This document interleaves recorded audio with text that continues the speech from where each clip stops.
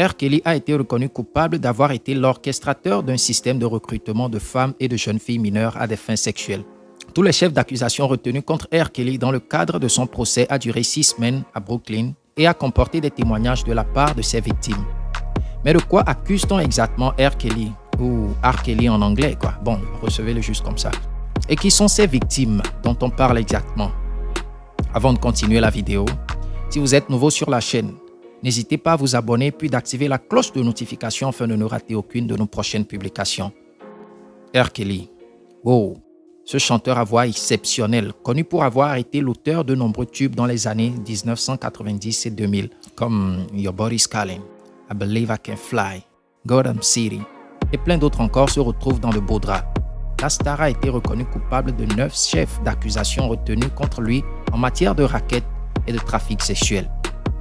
En effet, jugé par le tribunal fédéral de Brooklyn, les procureurs fédéraux ont accusé R. Kelly de diriger une entreprise par laquelle il a exploité son pouvoir de star à maintes reprises pour s'attaquer à de jeunes filles mineures, à des jeunes femmes et à au moins 2 victimes masculines.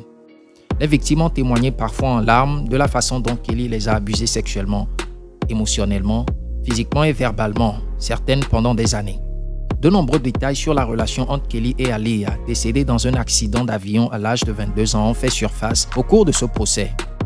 Angela, un témoin qui a déclaré que Kelly a commencé à abuser d'elle sexuellement lorsqu'elle avait 14 ou 15 ans, a ensuite été choriste pour Aaliyah et a fait une tournée avec cette dernière et R. Kelly. Au cours de cette journée, Angela a déclaré une fois avoir surpris la langue de R. Kelly entre les jambes de Aaliyah, qui n'avait que 13 ou 14 ans à l'époque.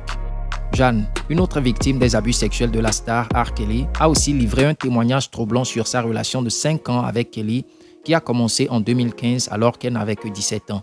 Plusieurs femmes ont cependant témoigné qu'elles avaient eu leur premier contact sexuel avec le chanteur qui a usé de son pouvoir de star pour les influencer alors qu'elles étaient adolescentes. Il est temps de tenir l'accusé responsable de la douleur qu'il a infligée à chacune de ses victimes.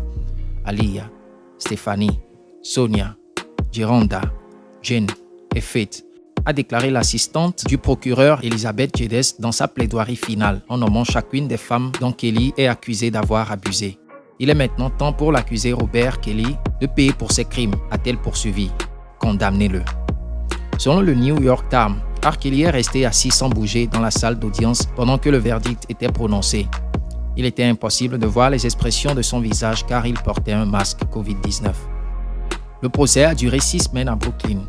Le jury était composé de 7 hommes et de 5 femmes qui ont commencé à délibérer vendredi après-midi dernier.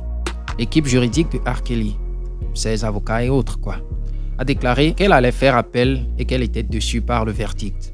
La sentence du procès de R. Kelly à New York est fixée au 5 mai 2022.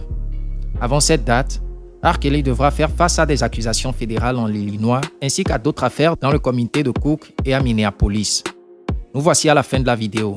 Si vous êtes satisfait du contenu, n'hésitez pas à nous le faire savoir en lâchant le pouce j'aime sous la vidéo et en vous abonnant à la chaîne afin de ne rater aucune de nos prochaines publications. À la prochaine. Ciao.